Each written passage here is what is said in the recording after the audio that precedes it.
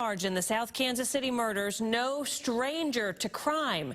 Tonight, a former officer reveals Brandon Howell's alleged violent history and a reputation that struck fear in those who knew him. New at 10, Jenna Hanchard spoke with the officer who investigated Howell's past. Well, Krista, Brandon Howell will likely be back at the Jackson County Courthouse for another murder trial tonight. Some aren't surprised that Howell's name is back in the headlines. Read the jury on defendant Brandon B. Howell, not guilty.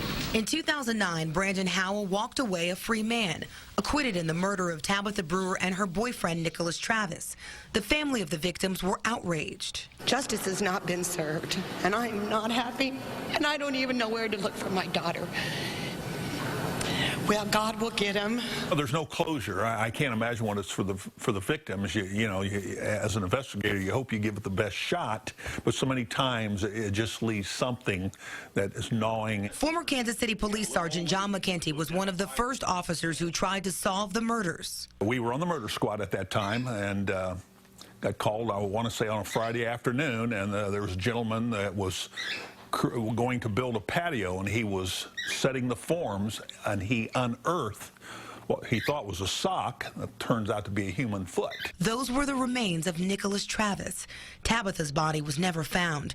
Brandon Howell was the last person who saw them. In a homicide investigation, you start by eliminating people. Well, we could never eliminate this young man. McKenty says the initial investigation was difficult. Very violent individual, and a lot of the problems we had in interviewing witnesses were they were scared to death of the guy. There were incidents reported where there were aggravated assaults where he shot at people.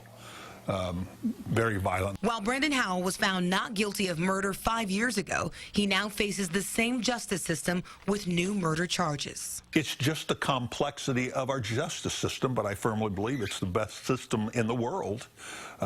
Is it fair? It depends on who you talk to.